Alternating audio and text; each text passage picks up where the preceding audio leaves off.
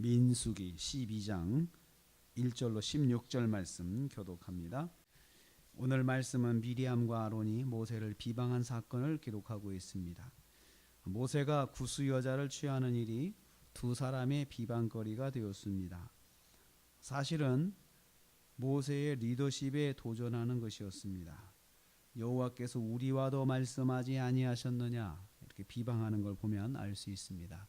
그건 잘못된 것이다 그렇게 말하지 않고 그것과 상관없이 하나님께서 우리와도 말씀하지 않느냐 이렇게 말하는 것을 통해서 모세의 리더십에 도전을 한 것입니다. 우리도 하나님과 만나기 때문에 모세 같은 고난을 가질 수 있다 이렇게 생각하는 거죠. 여호와께서 이 말을 들으셨다 그렇게 기록합니다. 2절 말씀에 두 사람의 비방을 들으셨다고 말씀했습니다. 그리고 모세와 두 사람을 회마고 부르셨습니다. 세 사람이 여호와 앞에 나온 가운데 여호와께서 이제 말씀하십니다. 모세가 어떤 사람인지 말씀해 주십니다. 6절 말씀 보면요, 모세는 너희 중에 있는 선지자 이상의 사람이다. 선지자 이상의 사람이다. 선지자가 그런 관계에 있는데 모세는 그보다 더해라고 그렇게 말씀을 해 주십니다. 모세와는 꿈과 환상으로 만나고 또 하나님의 말씀을 전하는 선지자 그 이상으로 모세와는 특별한 관계에 있다고 하는 것을 두 사람에게 확실하게 말씀을 해 주십니다. 너희하고는 다르다라는 거죠. 그래서 8절 말씀에 여호와께서 두 사람을 책망하십니다. 왜 내 종 모세를 비방하기를 두려워하지 않느냐라고 책망을 합니다. 왜 내 종을 비방하는 것을 두려워하지 않느냐라고 하면서 두 사람을 심하게 책망을 하십니다. 하나님은 모세의 리더십에 도전하는 아론과 미리암을 직접 불러서 책망하시는 것을 여기서 볼 수가 있습니다. 그리고는 9절 말씀에 여호와께서 두 사람에게 진노하셨다라고 했는데 그 진노가 미리암의 나병으로 나타납니다. 나병은 이스라엘 백성에서 완전히 격리되는 병입니다. 그래서 이건 백성의 구성원에서 제외시키는 그런 질병이죠. 치료될 수 없는 것입니다. 불치의 병입니다. 이에 아론이 즉시 회개합니다. 우리가 어리석은 죄를 지었습니다. 고쳐주십시오. 살려주십시오. 이렇게 고백을 합니다. 여기서 이 아론의 모습을 보면서 회개가 어떻게 되어야 되는지 알 수 있습니다. 즉시 회개해야 됩니다. 깨달았으면 즉시 회개해야 됩니다. 근데 이 깨닫는 과정을 보면 여호와께서 먼저 깨닫도록 말씀을 해주십니다. 그렇게 말씀을 해주실 때 깨닫도록 말씀이 올 때 그 말씀을 하나님께 주시는 말씀이다 라고 생각을 하고 바로 받고 회개를 해야 하는데 바로 이 아론이 그렇게 합니다. 깨달았을 때 즉각적으로 회개를 하였습니다. 이에 13절부터 보면 모세가 중보기도 합니다. 하나님 이 사람을 고쳐 주옵소서.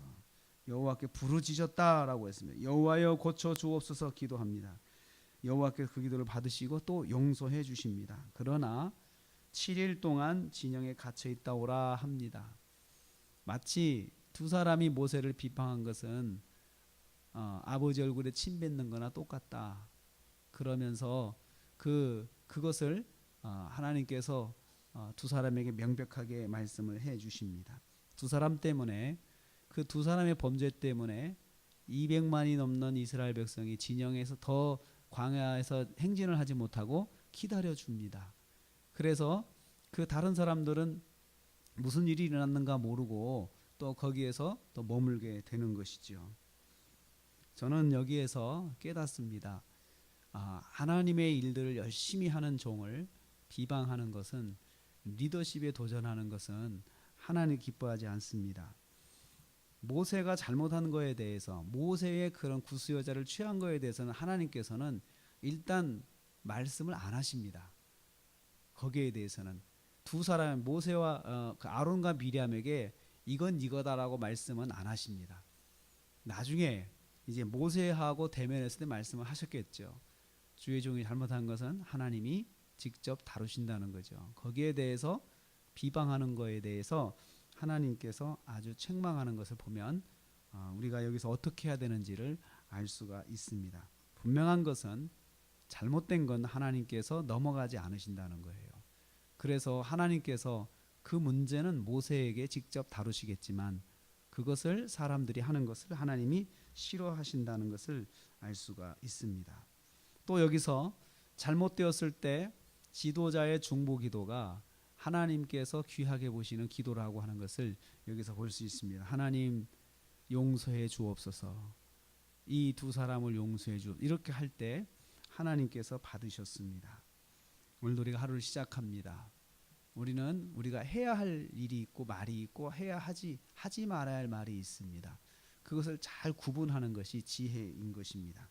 또 우리가 잘못된 것은 빨리 깨닫는 것, 깨달았을 때 회개하는 것, 이것이 중요합니다. 누가 어떻게 했든지 간에, 누구는 어떻든지 간에 그게 중요한 게 아니고 나는 어떻게 할 것이냐, 이게 더 중요합니다. 그것을 기억하시고 오늘 하루 내 언어 생활 다시 한번 우리가 잘 통제해서 사용하시고, 또 하나님께서 또 우리에게 원하시는 것은 하나님 말씀만을 가지고 또 하나님께서 원하시는 삶을 사는 것을 우리가 기억해야 합니다. 그리고 우리가 섣불리 고난을 넘어서 말하는 것, 이런 걸 주의해야 됩니다. 그렇게 해서 우리가 사소하게 실수하지 않고 또 하나님 앞에 온전하게 오늘 하루도 승리하시는 저 여러분 되시기를 주님의 이름으로 축복합니다.